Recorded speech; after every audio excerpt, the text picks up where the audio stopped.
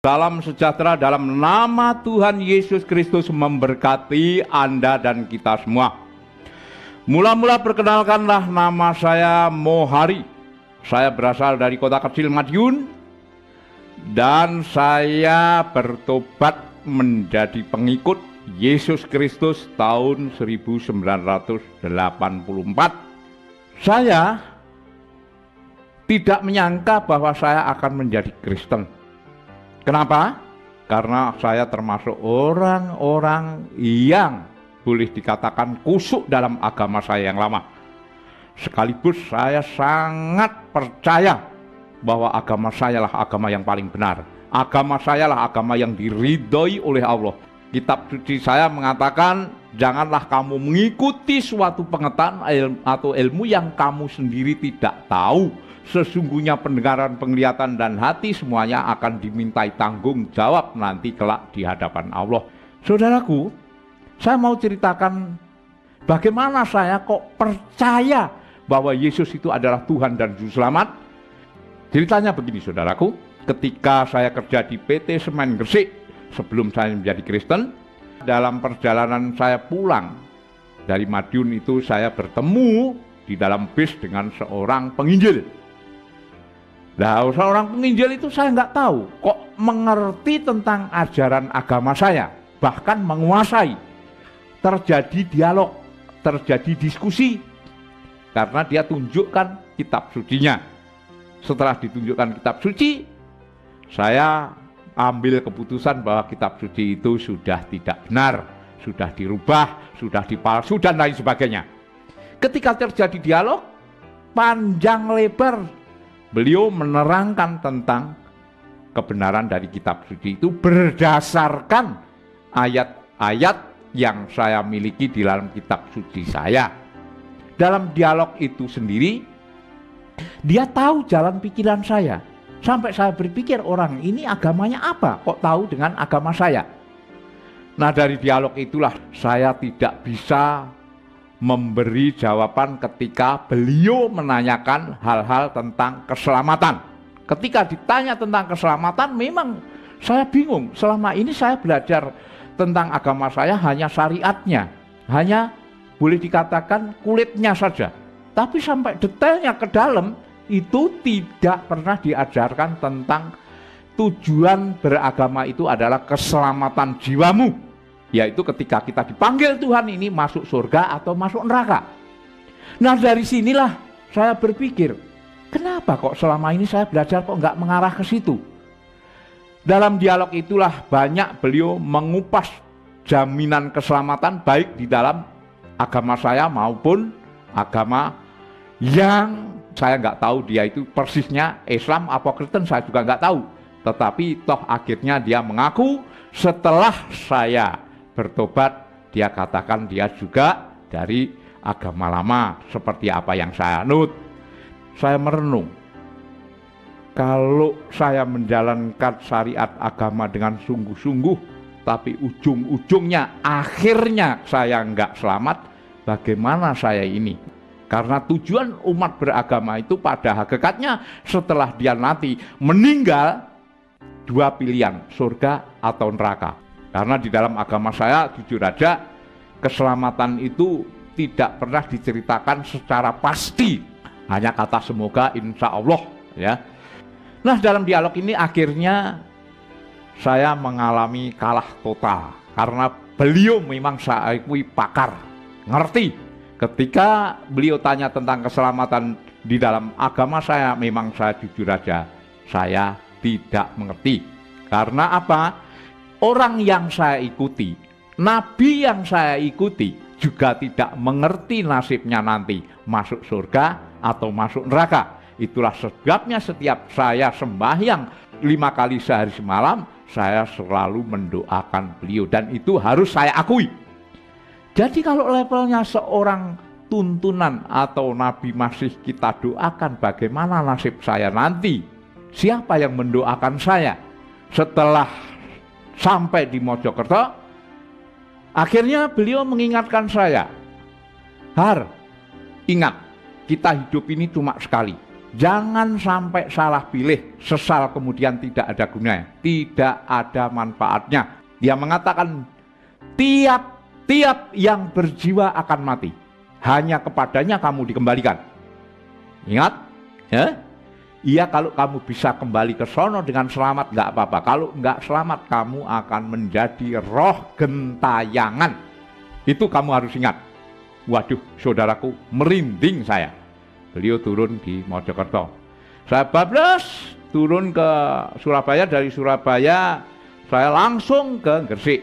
Saya nggak sabar, saya buka kitab suci saya dari berbagai terjemahan. Dan ketika saya mengkaji, belajar dari berbagai para tokoh ulama, baik di Jombang, baik di Gresik, baik di Pasuruan, Malang, Bangil, itu semua saya datangi. Apa yang terjadi, saudaraku? Apa yang dikatakan itu pas ada semua. Hanya bahasanya yang berbeda. Tapi tujuannya, maknanya, artinya semua sama. Terutama yang menjadi pikiran saya adalah surat yang paling mengesankan, surat 3 ayat 45. Malaikat Jibril mengatakan, wahai Maryam, sesungguhnya Allah memberi kabar gembira dengan kelahiran seorang putra, namanya Al-Masih Isa putra Maryam, seorang terkemuka di dunia dan di akhirat, dan salah seorang yang dekat dengan Allah. Saudaraku, yang perlu digarisbawahi adalah terkemuka di dunia dan di akhirat. Padahal dunia akhirat itu milik Allah. Bukan itu saja, Isa akan datang menjadi Imam Mahdi dan Hakim yang adil. Padahal Hakim yang adil itu adalah Allah. Setelah saya kaji, rupanya Nabi Isa itu rohnya adalah roh Tuhan, roh Allah. Dan firman yang keluar dari mulut Isa itu adalah firman Tuhan. Karena saya ini terus bekerja sambil merenungkan apa yang saya tulis di dalam folio ini, akhirnya saya tidak mendapat jawaban yang pasti. Siapa sebenarnya pribadi Isa Al-Masih ini? Sampai orang Kristen menyembah padahal dia hanya manusia saja. Saya bingung, siapa yang bisa menerangkan, siapa yang bisa menjawab semua yang tertulis di sini. Semuanya para kawan-kawan saya yang saya anggap senior saya menerangkan, tapi saya nggak puas. Saya tidak pernah merasakan puas. Karena apa? Sedikit banyak saya tahu bahasa Arab. Jadi kalau sampai dikibulin atau ditafsirkan semau gue, saya juga ngerti.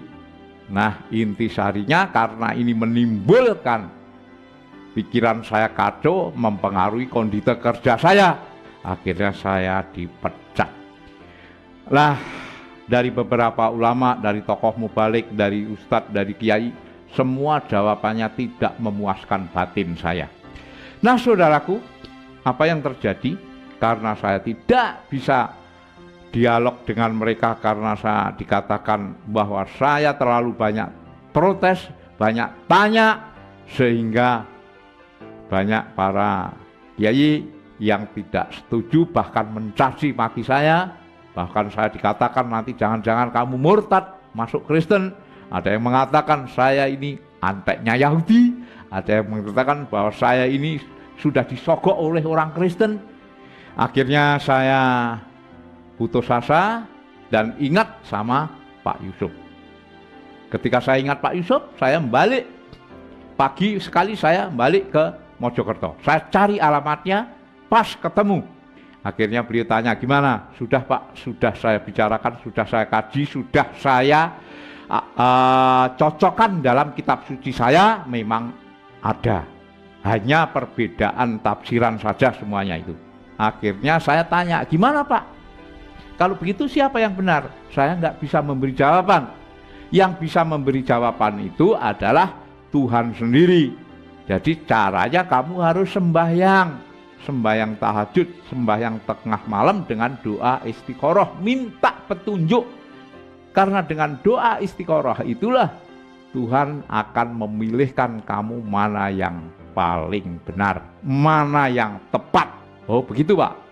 Iya, kalau nanti saya memberi jawaban, ya belum tentu jawaban saya nanti cocok dengan batinmu. Tapi kalau Tuhan yang memilihkan kamu, pasti itu yang terbaik dan yang benar. Apakah cuma sembahyang gitu aja, Pak? Ya kalau bisa harus disertai dengan doa puasa. Saya bingung, puasa apa? Kira-kira puasa apa, Pak? Apa puasa agama saya, apa agama Kristen? Ya beliau diam sejenak. Beliau ngomong, ya puasa yang bagus ya puasa Kristen aja lah. Kenapa puasa agama saya? Ya kurang cocok saya, karena kurang cerk. Karena puasa itu nggak boleh dipamerin, nggak boleh orang lain tahu. Yang tahu adalah dirimu sendiri dan Tuhan aja. Oke, besok mulai. Saudaraku, apa yang terjadi besok mulai. Puasanya di mana, Pak? Puasanya di kurang lebih 300 meter dari sinilah. Sore saya cuma dikasih masuk ke rumah kosong. Rumahnya itu memang bersih. Cuma rumahnya itu, saudaraku, nggak ada listriknya. Ya, tapi saya nggak berpikir macam-macam. Setelah saya masuk, sore mau maghrib itu masuk, wah, saya terasa bahwa bulu kuduk saya ini meremang, berdiri tegak. Waduh, jangan-jangan rumah ini nggak beres.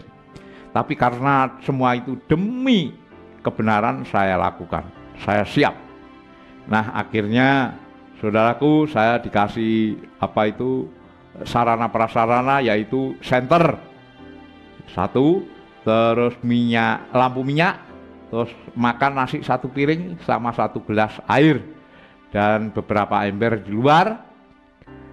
Soalnya untuk kalau saya sholat malam atau sembahyang. Nah, setelah itu saya lakukanlah. Akhirnya saya diajak berdoa sesuai dengan agama masing-masing. Beliau pakai doa agama Kristen, saya ditinggal. Saudaraku, saya merasakan betapa saya selama di rumah kosong itu, mulai dari jam 9, 10, 11 sampai pagi itu godaan itu ada aja. Akhirnya sampai pagi kita nggak ada apa-apa. Hari yang kedua, wah lebih dahsyat ini. Saya mendengar perempuan dikejar-kejar mau diperkosa. Wah banyak sekali. Hari kedua perut saya udah mulai lapar, badan lemes. Tengah malam ini yang paling mengerikan itu, di mana mata saya sudah bisa melihat apa yang tidak bisa dilihat oleh mata jasmani. Saya lihat dari berbagai bentuk roh halus, itu jumlahnya bukan ribuan tapi puluhan ribu. Mereka yang ada yang kepalanya binatang, ada yang lidahnya menjulur, ada yang pakai tanduk, ada segala macam lah. Ada yang tidak sempurna, namanya juga bangsa lelembut atau bangsa halus. Jadi dari berbagai macam bentuk ada semua. Nah, akhirnya sampai pagi saya kuat, walaupun lemes. Malam yang terakhir, disitulah godaan yang paling mengerikan. Apa yang saya lihat itu seperti alam nyata, di mana godaan mulai dari jam 11, 12, jam 1 sampai jam 2, terus menerus godaan itu. Segala macam godaan ada.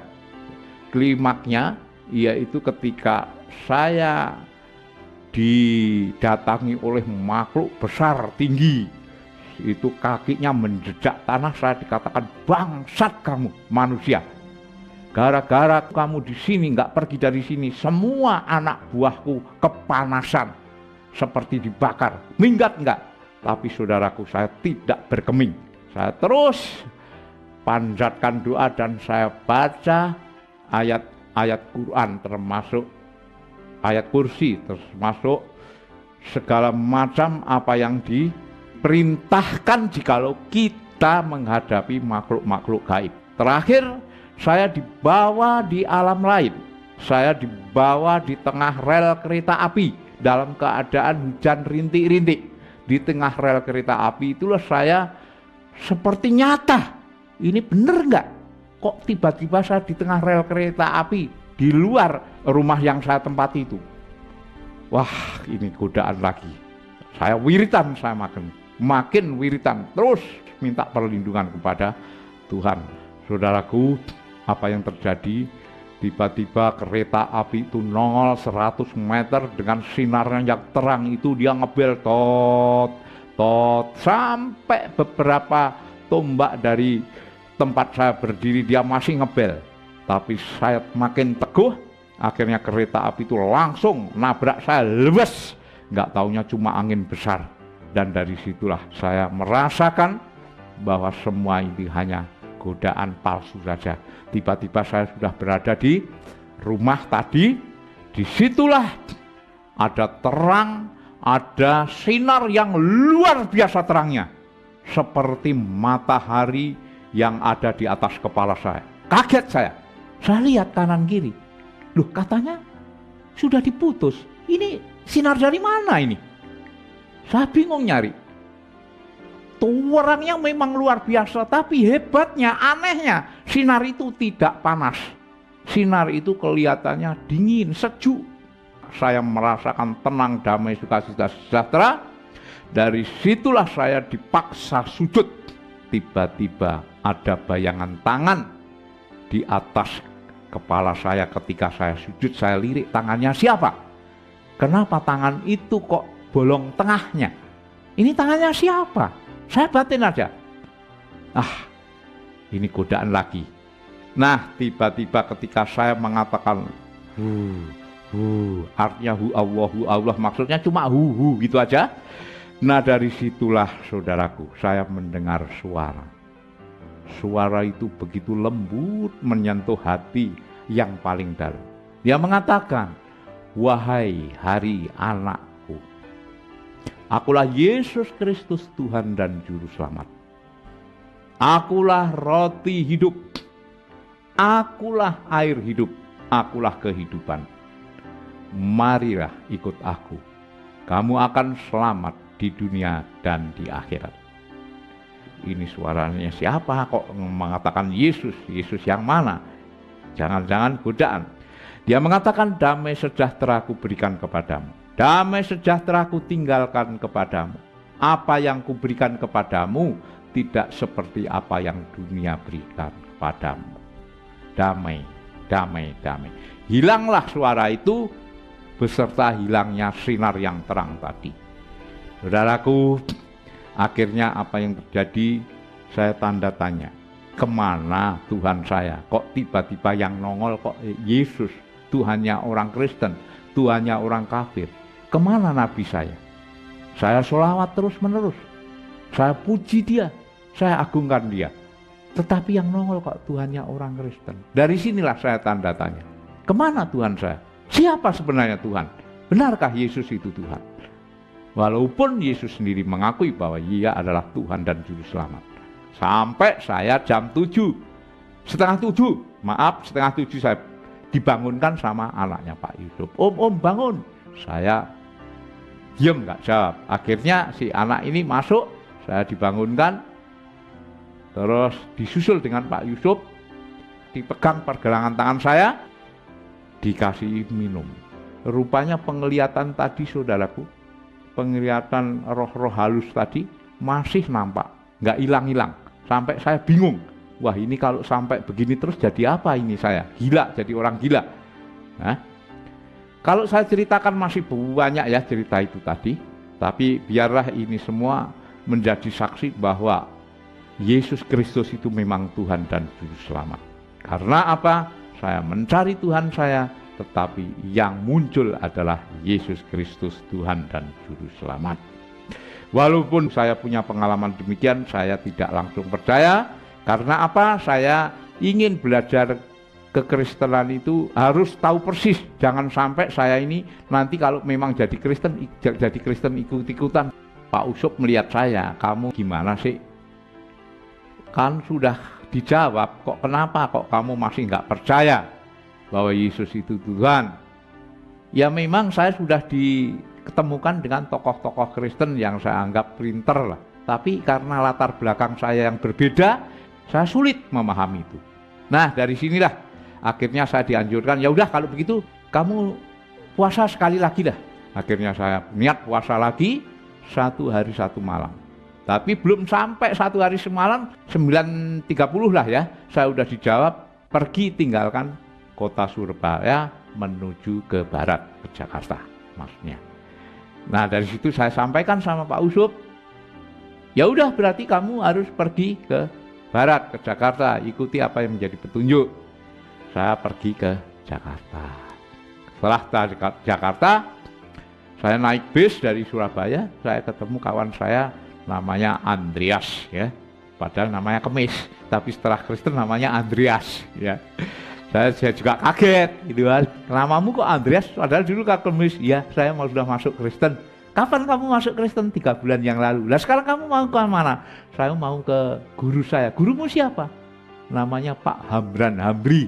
Wah, namanya kok Islam. Wah, kamu Kristen kok gurumu Islam?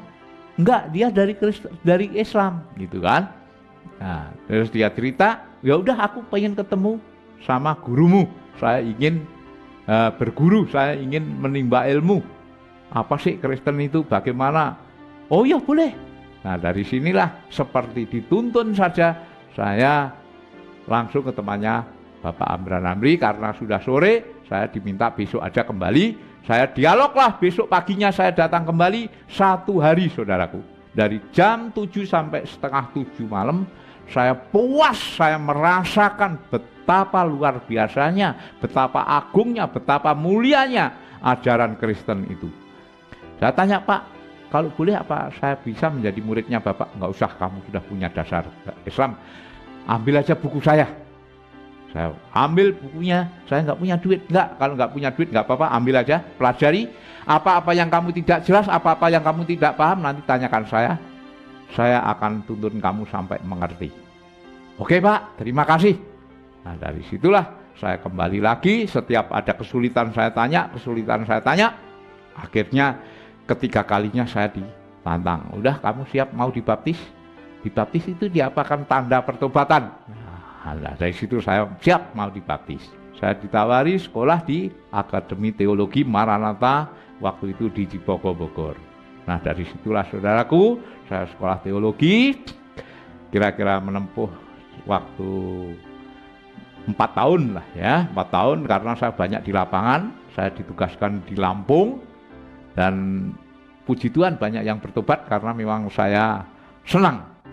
Nah sampai sekarang ini saudaraku, saya tetap melayani pekerjaan Tuhan karena saya merasa diselamatkan, karena merasa bahwa kebaikan Tuhan itu tidak bisa ditukar oleh apapun, harta, kekayaan, derajat, pangkat, semuanya tidak ada nilainya dibandingkan dengan kemuliaan janji Tuhan di surga yang kekal bakal nanti. Demikianlah kesaksian saya, mudah-mudahan memberi kekuatan bagi orang-orang yang hidup di dalam Tuhan dan memberi kesaksian bagi mereka yang belum mengenal Tuhan. Wabillahi taufik wal hidayah. Wassalamualaikum bismi rabbiyas su'al masih ala dibarokna wa mubarakan fihi. Amin.